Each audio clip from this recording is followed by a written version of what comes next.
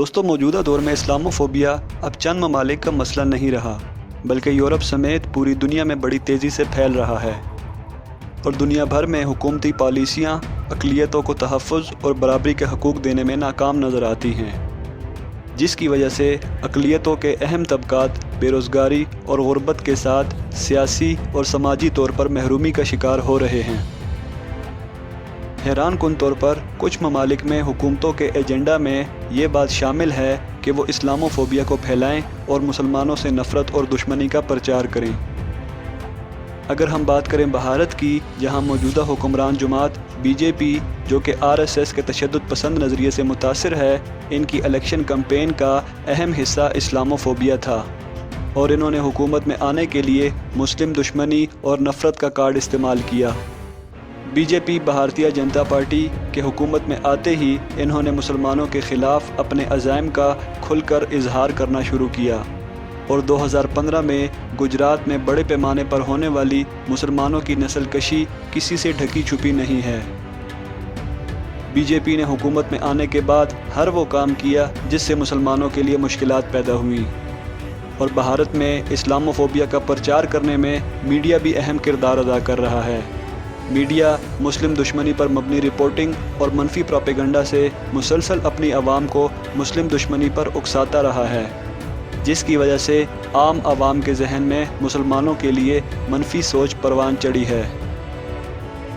موجودہ صورتحال میں جہاں پوری دنیا ایک ایسی وبا کا شکار ہے جس سے تقریباً 3 لاکھ تک اموات ہو چکی ہیں،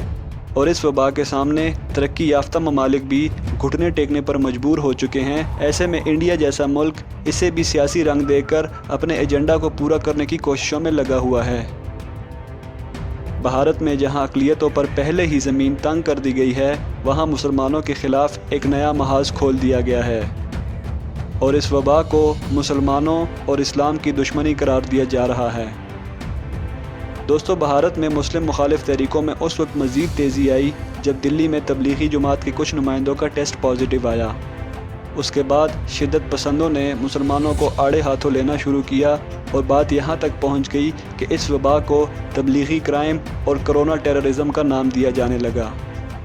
اور جب سے یہ وبا پھیلی ہے، سوشل میڈیا مسلمانوں کے خلاف نفرت انگیز پوسٹ اور تھریڈ سے بھرا پڑا ہے، جس کی وجہ سے بھارت میں مسلمان گھروں تک محصور ہو کر رہ گئے ہیں۔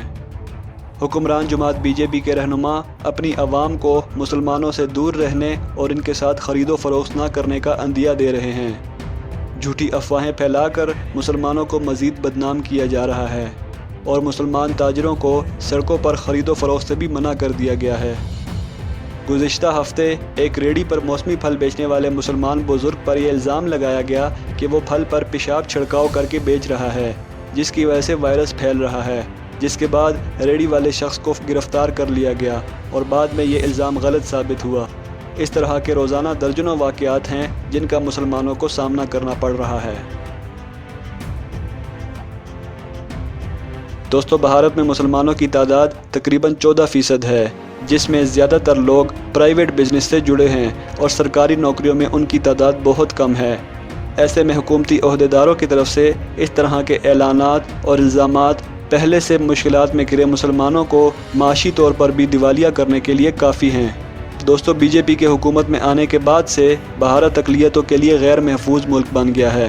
اور اس کا عملی مظاہرہ بھارتی حکومت کی طرف سے لائے جانے والا سٹیزن امینڈمنٹ ایکٹ ہے، جس کے مطابق دنیا کی تاریخ میں پہلی مرتبہ شہریت کو بھی مذہب سے جوڑ دیا گیا ہے، اور نسل در نسل بھارت میں رہنے والے مسلمانوں کو صرف اس وجہ سے تمام حق ان سے چھینے جا رہے ہیں کہ وہ مسلمان ہیں، اور یہ سب کچھ ایک ایسے ملک میں ہو رہا ہے جو ملک خود کو دنیا کی سب سے بڑی جمہوریت قرار دیتا ہے۔ دوستو، حکمران جماعت بی جے پی کا یہ منشور ہے کہ انڈیا میں رہنے والے مسلمان پاکستان، بنگلہ دیش اور افغانستان سے آئے ہوئے مہاجرین ہیں، اور اس سٹیزن ایکٹ کا مقصد اسی نظریے کو تقویت بخشنا ہے۔ بھارتی اخبار کے مطابق مشرقی ریاست آسام میں لاکھوں کی تعداد میں اقلیتوں کو اس قانون کے تحت ڈاؤٹ فل سٹیزنز اور مہاجر قرار دیا گیا ہے، اور محض کاغذ کا ایک ٹکڑا نہ پیش کر سکنے کے بعد ان کے شہریت کے تمام حقوق سلب کر لیے گئے ہیں، جس کی وجہ سے ان لوگوں کو اسٹیٹ لیسنس کا بھی خطرہ درپیش ہو گیا ہے۔ اس کے علاوہ مسلمانوں کی نقل و حرکت کو محدود کرنے کے لیے بھارت کے مختلف شہروں کے داخلی راستوں پر BJP کے غنڈے کھڑے کر دیے گئے ہیں جو کہ مسلمانوں کو شہروں میں داخل ہونے سے روکنے پر مامور ہیں۔ اس وقت بھارت سمیت پوری دنیا میں اسلاموفوبیا عروج پر ہے۔ 9/11 کے حملوں کے بعد یورپ سمیت پوری دنیا میں مسلمانوں کے خلاف عوامی رائے میں یکسر تبدیلی واقع ہوئی ہے۔ دہشت گردی کی کارروائیوں میں شدت پسند مسلمانوں کا ملوث پایا جانا اور ان کا خود کو اسلام کے ساتھ جوڑنا عام شہریوں کے ذہن میں پرتشدد اسلام کا تصور ڈال دیتا ہے۔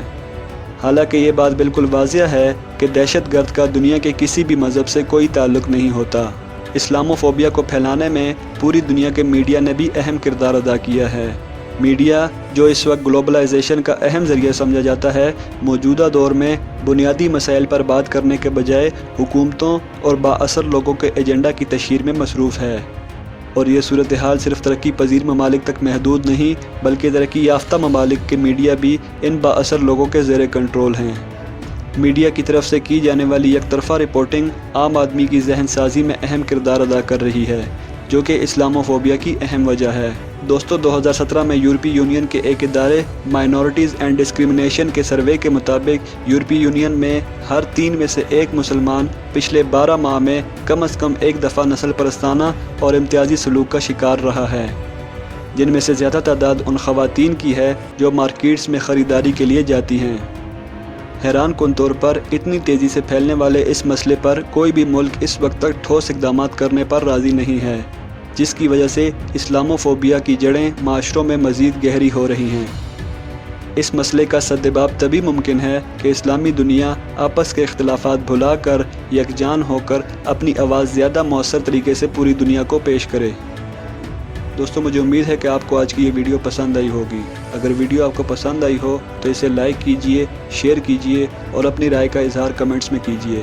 میں تھا حارث خان اور آپ سے ملوں گا ایک نئی اور انٹرسٹنگ ویڈیو کے ساتھ۔ تب تک کے لیے اپنا بہت سارا خیال رکھیے۔ اللہ حافظ۔